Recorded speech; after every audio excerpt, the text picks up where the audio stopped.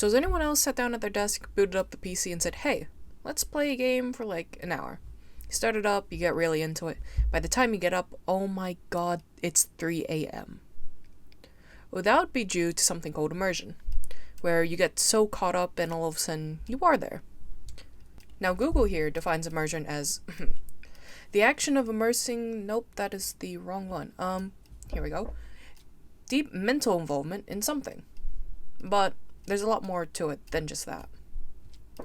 Now in this article, they define immersion as a process of temporarily expanding consciousness into areas of the unconscious.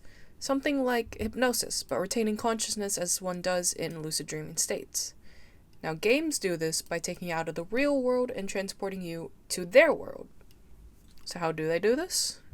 Well, there are different elements that impact immersion. You've got graphics and audios to storytelling to something called flow. Now, I can talk for ages, but I don't have the time to talk for ages. So here are the main points I'm going to be looking at. Why is immersion important, and what helps in immersion?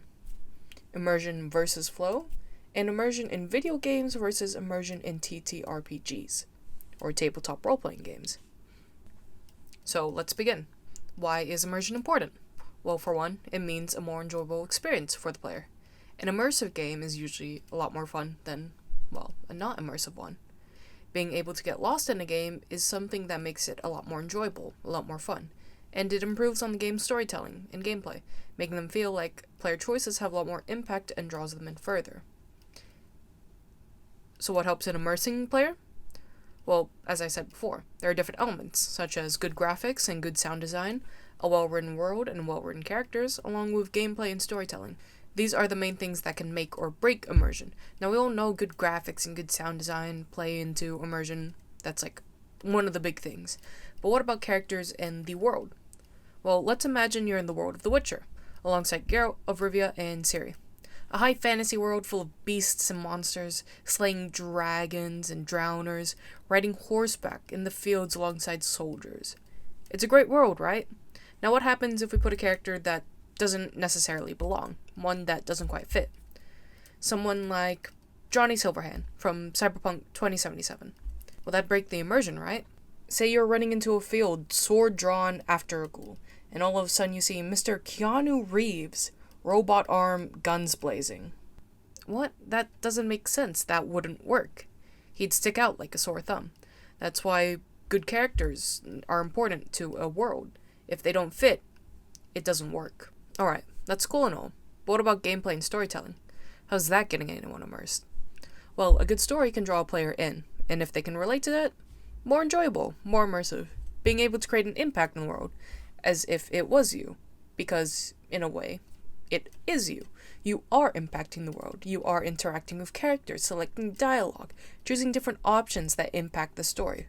Most games that do this are role-playing games, story games, such as The Witcher, like I've mentioned before, or a really good one is Telltale games, like The Walking Dead.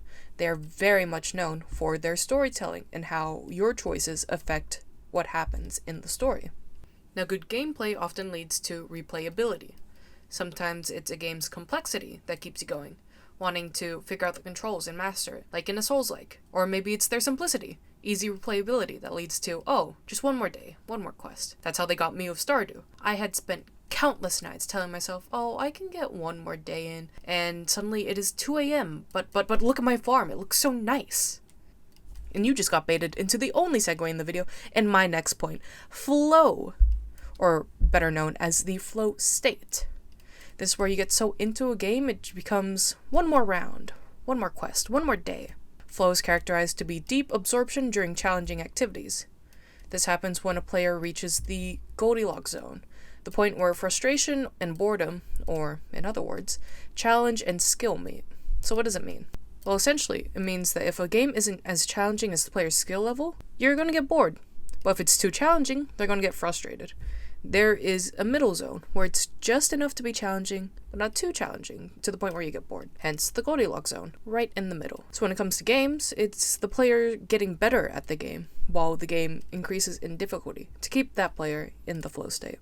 Okay, the home stretch now. Let's talk about immersion in video games versus immersion in tabletop role-playing games. My example, D&D. There's quite a difference with immersion here. You don't get to see the screen, you don't get fancy graphics, you don't get to hear immersive sound design, or maybe you do. But most of the time, you're sitting at a table with a group of friends, you got a character sheet in front of you, you got your dice in hand, and your imagination is running wild. So how do you get immersed here? Well, one big difference is you, the player. While a video game usually lets you play as a pre-established character in their world, tabletop role-playing games, you choose who you are. You create the character, you create who you want to be, who you will be.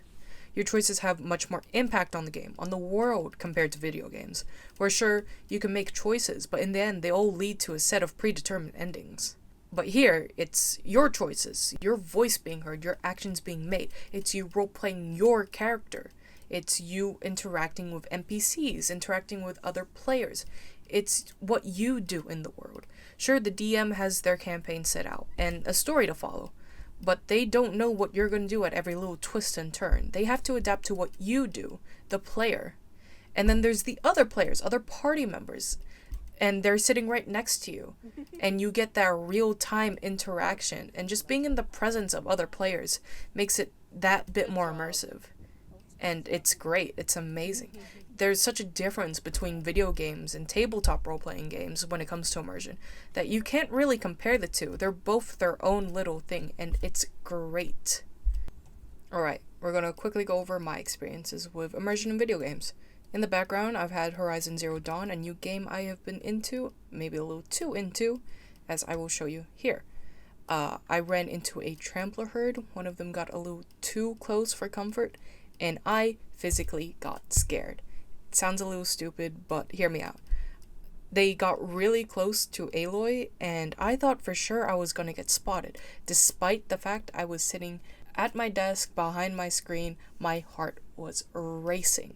I thought I was in a life or death situation with a thing that doesn't exist, a thing that is on my screen. And that's how you know you're immersed in the world. It's great. Now I have talked a lot about immersion, so hopefully you know what immersion is now, and you can see the differences between immersion in video games and immersion in tabletop role-playing games. And now you know what immersion is and how it works. Or maybe you just know the definition.